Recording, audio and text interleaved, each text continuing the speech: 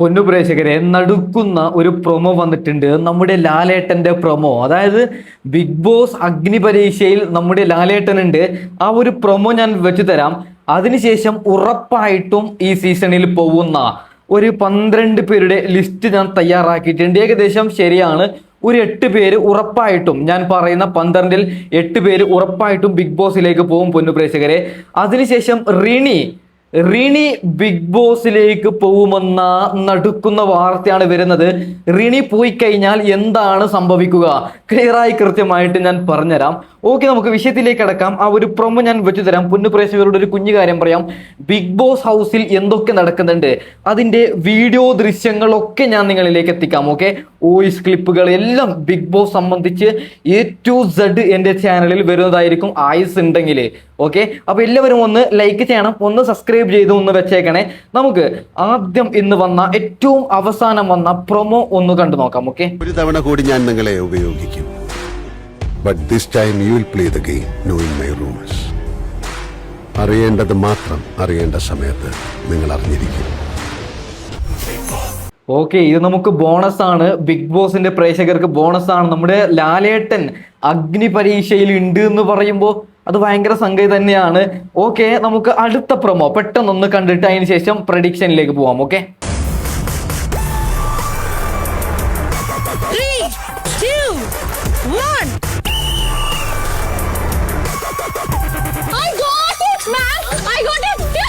ഇപ്പൊ ഇവിടെ വിൻ ചെയ്ത് നിൽക്കുന്ന ഈ 20 പേരുണ്ടല്ലോ, ഇവരെയും കൊണ്ട് ഞാൻ അകത്തോട്ട് പോവാണ്.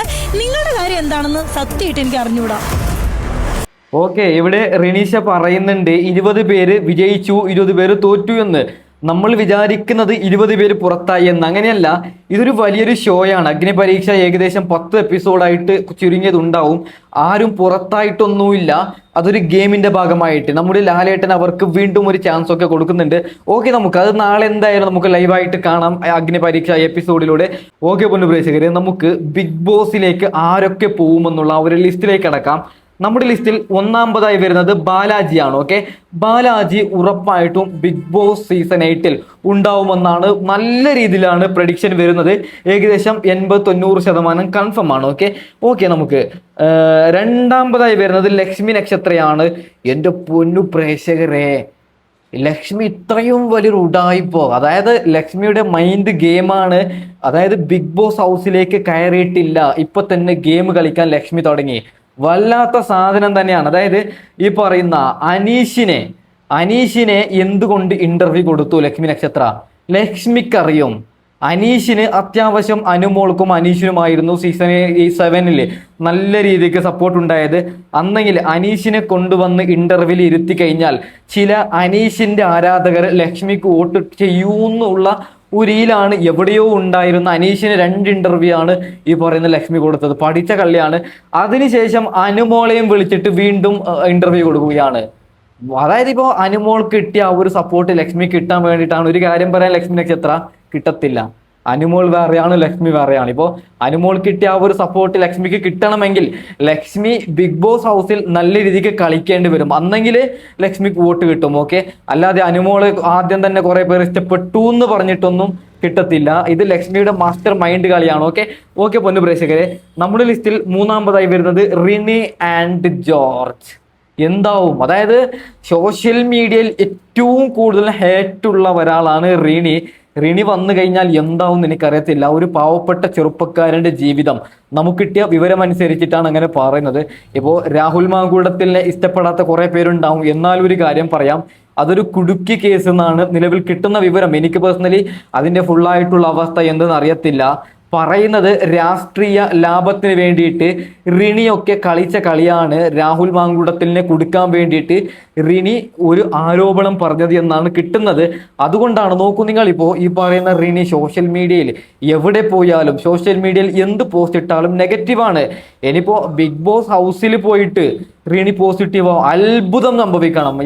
അതായത് ഞാൻ പേഴ്സണലി മനസ്സിലാക്കുന്നത് ആദ്യ വീക്കിൽ തന്നെ റിനി പുറത്താവാൻ സാധ്യതയുണ്ട്. പിന്നെ നല്ല രീതിക്ക് എന്തെങ്കിലും കളിച്ചു കഴിഞ്ഞാൽ, ഗെയിം കളിച്ചു കഴിഞ്ഞാൽ, പോസിറ്റീവ് ആയി കഴിഞ്ഞാൽ ബിഗ് ബോസ് ആണ്. അതായത് നമുക്കെല്ലാവർക്കും അറിയാം, ബിഗ് ബോസ് ഹൗസിലേക്ക് നല്ല രീതിക്ക് പോസിറ്റീവായി പോയവർ നെഗറ്റീവായി വരലുണ്ട്, നെഗറ്റീവായി പോയവർ പോസിറ്റീവായും വരലുണ്ട്. ബിഗ് ബോസ് ഹൗസ് ആണ്. ഓക്കെ നമ്മുടെ ലിസ്റ്റിൽ 4ാമതായി വരുന്നത് നീന കുറുപ്പാണ്. ഇവരും ബിഗ് ബോസ് ഹൗസിലേക്ക് വരുമെന്നുള്ള മികച്ച ഒരു പ്രഡിക്ഷൻ ആണ് വരുന്നത്. അതിനുശേഷം അനീഷ് രവി വരുന്നുണ്ടെന്ന് കേൾക്കുന്നുണ്ട്. കുറെ വർഷമായി അനീഷ് രവിയുടെ പേരിങ്ങനെ കേൾക്കുന്നത്. പൊന്നുപ്രേക്ഷകരെ, 6ാമതായി വരുന്നത് ശ്രീലക്ഷ്മി അറക്കലാണ്. ഈ ഒരു പ്രഡിക്ഷൻ, അതായത് ശ്രീലക്ഷ്മി അറക്കല് പോയില്ലെങ്കിൽ മതിയാട്ടി ദൈവമേ എന്നാണ് ഞാൻ പേഴ്സണലി വിചാരിക്കുന്നത്. കാരണം അവരെ അവരെ കാണുമ്പോൾ തന്നെ വെറുപ്പാണ്. അവര് വരാതിരിക്കുന്നതാണ് നല്ലത് എന്നാണ് ഞാൻ പേഴ്സണലി മനസ്സിലാക്കുന്നത്. പൊന്നുപ്രേക്ഷകരെ, നമ്മുടെ ലിസ്റ്റിൽ 7ാമതായി വരുന്നത് കിച്ചു സുധിയാണ്. അതായത് കിച്ചു സുധി ബിഗ് ബോസിലേക്ക് വരുമെന്ന് പറയുന്നുണ്ട്. കിച്ചു വന്നു കഴിഞ്ഞാൽ, കിച്ചു നമ്മൾ ഉദ്ദേശിക്കുന്നത് പോലെ അതിൻ്റെ അകത്ത് ഗെയിം കളിച്ചു കഴിഞ്ഞാൽ ഉറപ്പായിട്ടും ഈ സീസൺ 8 കപ്പ് കിച്ചു തന്നെ തൂക്കാനുള്ള എല്ലാ സാധ്യതയുമുണ്ട്. അത്രയും പബ്ലിക് സപ്പോർട്ട് കിച്ചുവിന് നിലവിലുണ്ട്. കിച്ചു 80% കിച്ചു ഏകദേശം കൺഫേം ആയിട്ടുണ്ട്. പിന്നെ നമുക്ക് അറിയത്തില്ല പൊന്നുപ്രേക്ഷകരെ. കുറെ പ്രേക്ഷകർ കമന്റ് ഇടുന്നത് എന്നാണ് ബിഗ് ബോസ്, അതായത് നാളെ അഗ്നി പരീക്ഷ ഷോ നമുക്ക് കാണാൻ പറ്റും. അതിനുശേഷം സെപ്റ്റംബർ 6-ാം തീയതിക്കാണ് ബിഗ് ബോസ് തുടങ്ങുന്നത്. പൊന്നുപ്രേക്ഷകരെ, നമ്മുടെ ലിസ്റ്റിൽ അതിനുശേഷം വരുന്നത് റോഹൻ ലോല വരുമെന്ന് കുറെ കഴിഞ്ഞ സീസണിൽ തന്നെ പോവേണ്ടതായിരുന്നു. നല്ല രീതിക്കാണ് പ്രഡിക്ഷൻ ഒക്കെ വരുന്നത്. പിന്നീട് വരുന്നത് ദാസേട്ടൻ കോഴിക്കോട്. രേണു സുധി കാരണമാണ് ഇങ്ങനെ വൈറലായത്. ദാസേട്ടൻ കോഴിക്കോട് വരുമെന്നാണ് പ്രഡിക്ഷനിലൊക്കെ പറയുന്നത്. നല്ല കാര്യമാണ്, വരട്ടെ എന്ന് ആശംസിക്കുന്നു. നമ്മുടെ ലിസ്റ്റിൽ അതിനുശേഷം വരുന്നത് മെഹർ ഫാത്തിമയാണ്. മെഹർ ഫാത്തിമ പോയിട്ട് എന്ത് ചെയ്യുമെന്നൊന്നും അറിയത്തില്ല. ചിലപ്പോൾ മസ്താനിയെ പോലെ നെഗറ്റീവായിരിക്കും. പോട്ടെ, നമുക്ക് എൻ്റെ ലിസ്റ്റിൽ വന്ന പേരാണ് ഞാൻ പറയുന്നത്. അതിനുശേഷം വരുന്നത് സിദ്ധാർത്ഥ് പ്രഭു ആണ്. സിദ്ധാർത്ഥ പ്രഭു ബിഗ് ബോസിലേക്ക് വരുമെന്നാണ് നല്ല രീതിക്ക് റൂമർ. അതായത് നിങ്ങൾക്ക് എല്ലാവർക്കും അറിയാൻ പറ്റും, പ്രഡിക്ഷൻ ആദ്യം തന്നെ ഫോളോ ചെയ്യുന്ന എല്ലാവർക്കും അറിയാൻ പറ്റും. ആദ്യം തൊട്ട് തന്നെ സിദ്ധാർത്ഥ പ്രഭുവിന്റെ പേര് വരുന്നുണ്ട്. നമ്മുടെ ലിസ്റ്റിൽ പിന്നീട് വരുന്നത് PR വിനു, അതായത് വിനു വിജയ്. ഇയാളെ അറിയാത്ത ആരുമില്ല എന്നാണ് ഞാൻ പേഴ്സണലി മനസ്സിലാക്കുന്നത്. അതായത് അനുമോൾ ജയിച്ചത് അനുമോളുടെ കഴിവ് കൊണ്ടല്ല, എൻ്റെ കഴിവ്, എൻ്റെ PR വർക്ക് കൊണ്ട് എന്ന് ഓപ്പണായിട്ട് പറഞ്ഞ ഒരാളാണ് PR വിനു. ഈ Vinu Vijay big boss season 8 വരുമെന്നാണ് പറയുന്നത്. അയാളൊക്കെ പോയിട്ട് വലിയ കാര്യമില്ലെന്നാണ് എൻ്റെ പേഴ്സണൽ അഭിപ്രായം. അതായത് അങ്ങേര് പോയിട്ട് എന്ത് ചെയ്യാനാണ്, അങ്ങേര് PR ചെയ്യാൻ പറ്റും. എന്താണ് PR പണി എന്ന് ആദ്യം ഞാൻ പറഞ്ഞുതരാം. അതായത് ഇങ്ങേരുടെ അണ്ടറിൽ ഒരു 200 പേരുണ്ടാവും.